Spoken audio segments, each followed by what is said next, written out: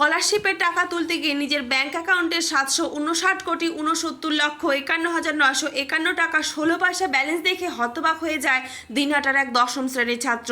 ঘটনাটি সামনে আসতেই এলাকায় ব্যাপক চাঞ্চল্যের সৃষ্টি হয়েছে।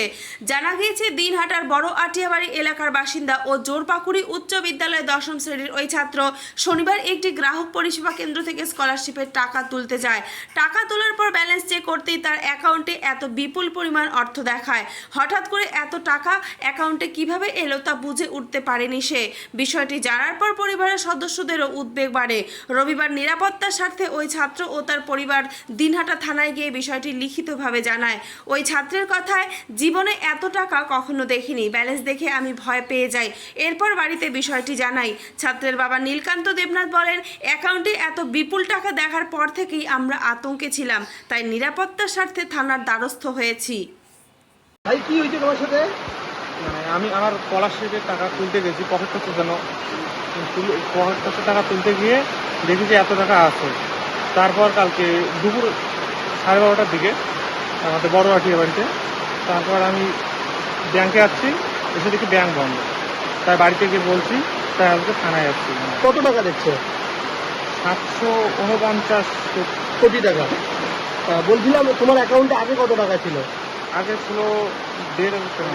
1,500। তুমি কি ছাত্র? হ্যাঁ, কি করি, কলেজে পড়ো? স্কুল। কোন ক্লাসে পড়ো? 10। ক্লাস 10-এ পড়ো। এই যে একবারে অ্যাকাউন্টে এত টাকা দেখলে ভয় লাগছে না? ভয় তো করবে, ভয় তো লাগছে। ওই জন্যই থানায় এসেছো অভিযোগ জানাতে? যাতে অসুবিধা না হয় আমাদের। আচ্ছা, পেরিয়ে পর্যন্ত। কালকে কি টাকা তুলতে গিয়ে এটা দেখেছো? হ্যাঁ, টাকা তো তুলতে। তোমার যে টাকা, সেই টাকা তুলতে পেরেছো কালকে? হ্যাঁ, আমার টাকা তুলে তোমার নিয়েছি। টাকাটা তুলে নিয়েছো, 1,500 টাকা তুলে নিয়েছো। এখন অ্যাকাউন্টে এই টাকাটা পড়ে রয়েছে। কি নাম তোমার? চন্দ্রকান্ত দেবনাথ। চন্দ্রকান্ত দেব। বাড়ি কোথায়? বড় আটিয়া বাড়ি। কোন স্কুলে পড়ো?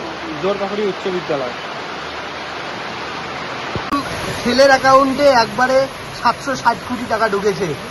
এটা দেখে কি খুশি লাগছে না ভয় লাগছে? ভয়ের কারণ। কেন ভয় লাগছে? কেন এত টাকা ঢুকেছে? কারণ এত টাকা তো জীবনে দেখি নেই। আমার ছেলে গিয়ে আমার হাতে কাগজ দিল যে বাবা এইরকম ঘটনা। তখন তো আমি আমার পাশের বাড়ির দাদা ছিল, ওদেরকে বললাম। পরে ওরা বললো যে আজকে তো আর কিছু করা যাবে না, আজকে পরে দেখা যাবে। কারণ আজকে বললো যে থানায় যাক, লিখিত দিয়ায়, তাহলে আমার একটা সেফটির ব্যাপার আছে।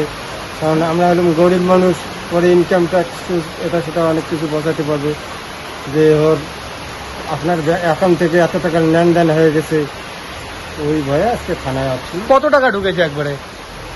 আমি হলাম মুখ্যমন্ত্রী, মানে আমি শুনতেছি যে 700 কোটি টাকা নাকি ঢুকেছে। 700 কোটি টাকা ঢুকেছে। কি করে জানলেন কালকে এইটা কথা? ছেলে মানে ওর হাত খরচ দেই আমি, কিন্তু কালকে একটু শর্ট ছিল, ওই কারণে ও টাকাটা উঠে টাকা তুলতে গেছে। টাকা তুলতে গেছে, তুলতে গিয়ে দেখে এই অবস্থা। ছেলে কি করে? 500 টাকা উঠেছিল, উঠার পরে আবার ও 500 টাকা ও ভরে রাখছে যে আগে হাতানো যাবে না। ছেলে কি করে? ছেলে পড়াশোনা করে। কোন ক্লাসে পড়ে? ও আগে 10 ক্লাসে পড়ে। 10 ক্লাস।